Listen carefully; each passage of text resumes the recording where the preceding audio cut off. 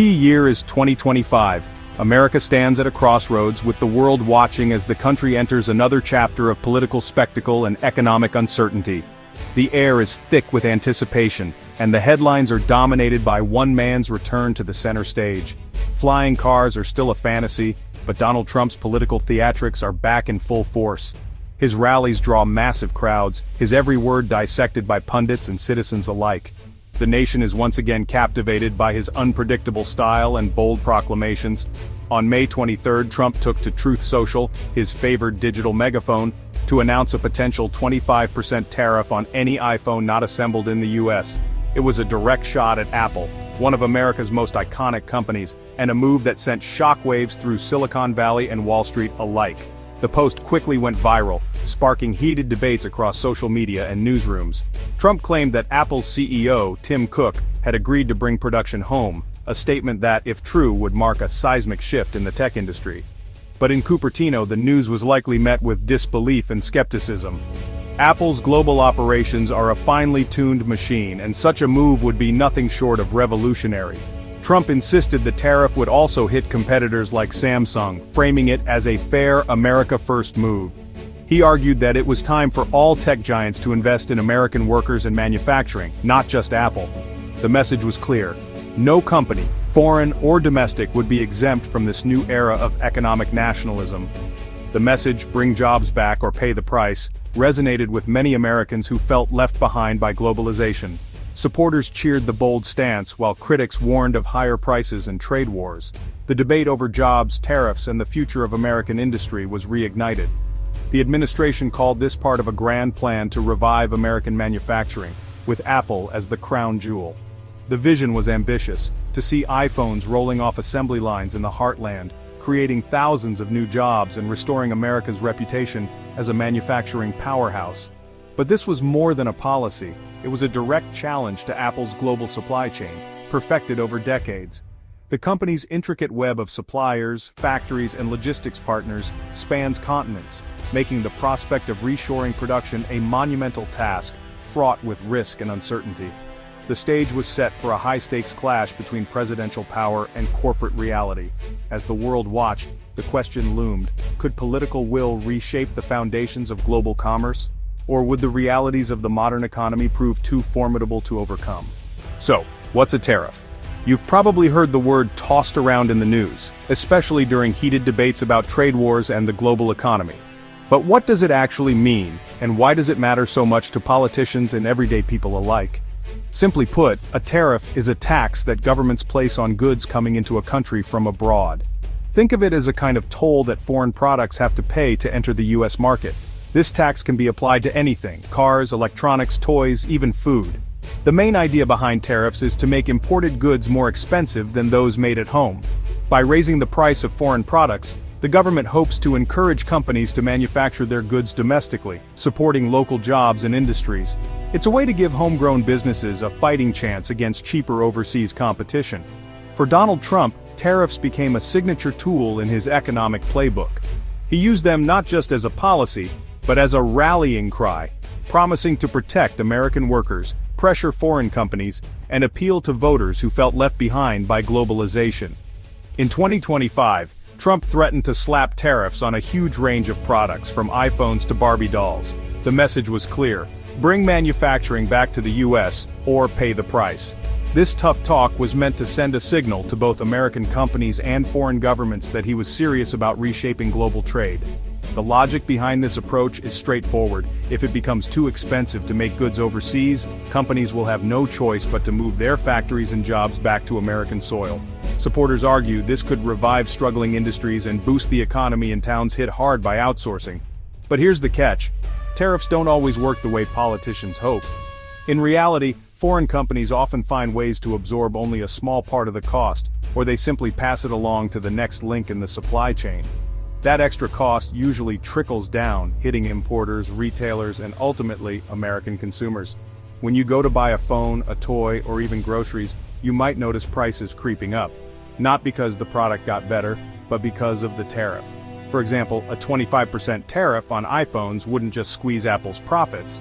It would likely mean a 25% price hike for anyone looking to buy a new phone, making everyday tech more expensive for everyone. So instead of punishing foreign nations or companies, tariffs often end up making life more expensive for people at home. Families might have to stretch their budgets further, and businesses may struggle to keep prices competitive. The political promise of tariffs is simple and appealing: protect American jobs and industries. But the economic reality is far more complicated, with ripple effects that can be hard to predict and even harder to control. In the end, it's often American wallets that feel the pinch, as the true cost of tariffs shows up in higher prices at the checkout counter and less money left over at the end of the month. Wall Street hates uncertainty, and Trump's tariff threat sent investors into a panic. Apple's stock dropped 3% in a day, billions in value wiped out. The S&P 500 also took a hit, signaling broader market anxiety. Investors feared Apple faced an impossible choice: absorb the tariff and slash profits, or pass the cost to consumers and risk losing sales. A $1,200 iPhone could suddenly cost $1,500. The market's reaction was a real-time referendum on the policy. While the tariff talk played well politically, it rattled the financial world. The disconnect between political posturing and economic reality was glaring. Investors sent a clear message: this was a bad idea. Falling stock prices were a flashing warning light for the administration. Tim Cook didn't take the bait. When the pressure mounted and the headlines screamed for a dramatic response, Cook chose a different path, one marked by patience, strategy, and a quiet confidence that set him apart from many of his peers. Instead of launching a public fight or trading barbs in the media, he quietly engaged the administration behind closed doors. Cook understood that real influence often happens away from the cameras, in private rooms where decisions are truly made. Cook's argument was simple, but powerful. Tariffs would hurt Apple's competitiveness, especially against rivals like Samsung, who weren't facing the same restrictions. He laid out the facts, showing how these policies would tilt the playing field against American innovation. More importantly, he explained, American consumers would ultimately pay the price. The iPhone, already a premium product, could become a luxury item out of reach for many, changing the very nature of Apple's relationship with its customers. He reframed Apple as a key driver of the US economy, paying billions in taxes, supporting millions of jobs, and investing in American manufacturing and innovation. Cook emphasized that Apple's impact rippled far beyond its own walls. Cook highlighted the thriving app economy, built on Apple's platform, which had empowered countless entrepreneurs and small businesses across the country. The App Store wasn't just a marketplace, it was an engine for economic growth and opportunity. His message was clear: Apple already fuels American prosperity. Punishing it would backfire, harming not just one company but the entire ecosystem that depends on it. Cook's calm, fact-based approach stood in stark contrast to Trump's bluster and public theatrics. While the president made headlines with bold statements, Cook worked methodically, letting the facts speak for themselves. He showed that untangling a global supply chain isn't as simple as issuing a decree. Apple's products relied on a vast, intricate network of suppliers and manufacturers spanning the globe, something that couldn't be rebuilt overnight. Building everything in the US, Cook argued, would be economic self-sabotage. It would drive up costs, slow down innovation, and ultimately weaken America's position in the global tech race. By staying measured and pragmatic, Cook positioned Apple as a partner to the government, not an adversary. He offered solutions, not ultimatums, and built bridges where others might have burned them. In the end, it was a masterclass in corporate diplomacy, a lesson in how calm, resolve, and strategic engagement can shape outcomes, even in the most turbulent times. While Trump demanded Apple return manufacturing to the US, Apple was already moving, just not in his direction. For years, Apple had been shifting production away from China, diversifying to India and Vietnam. This wasn't a reaction to Trump, but a long-term strategy to reduce risk. Just before Trump's tariff threat, Apple announced a $1.5 billion investment in India. Reports suggested Apple aimed to move all iPhone production to India by 2026. Vietnam was also becoming a key hub for other Apple products. Apple's global shuffle made Trump's demand obsolete. Manufacturing was no longer a simple choice between America and China, it was a global chessboard. Apple was playing by 21st century rules, not 20th century politics. The idea of a made in the USA. iPhone sounds patriotic, but reality bites. Analysts called it a fairy tale. Building iPhones in America would be astronomically expensive. Apple's supply chain isn't just about cheap labor, it's a global network of specialized suppliers and expertise. Replicating that in the US would take decades and cost hundreds of billions. A US-made iPhone could cost $1,500 to $3,500, turning it into a luxury for the few. It's not just assembly. Hundreds of components come from dozens of countries. Relocating all that to the US is a fantasy. Tim Cook used these facts to show the administration the plan was unworkable. The dream of a fully American-made iPhone is a great slogan but a terrible business plan. Economic reality always wins. After the initial drama, the tariff threat fizzled.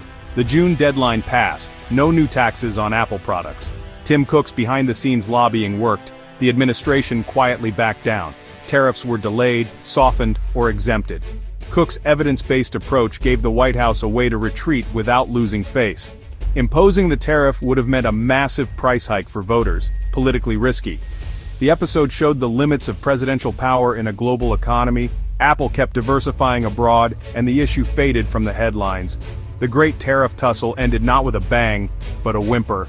His saga was a classic unstoppable force, Trump's political will, meeting the immovable object of Apple's global supply chain. Trump wanted to bend corporations to his America First vision, but Apple's supply chain, built over decades, couldn't be uprooted by decree. The conflict exposed the tension between nationalist politics and global capitalism. Multinationals like Apple operate beyond borders, loyal to shareholders, not flags. Even conservative critics called Trump's tactics government overreach. The administration's force couldn't break economic reality. The cost and complexity of moving iPhone production to the US was simply too great. In the end, the global economy proved the ultimate check on presidential power. The Trump-Apple tariff drama was a case study in globalization's complexity. Global supply chains aren't easily undone by tariffs. They're intricate webs built over decades. Multinational corporations like Apple wield enormous power, shaping economies and policy. Their decisions can shift fortunes of entire countries, often beyond the reach of politics. The promise to bring jobs back is potent, but the world has moved on. Manufacturing is now a global network, not a local affair. The lesson: economic reality always asserts itself, no matter the political theater. In our interconnected world, pragmatism beats confrontation every time.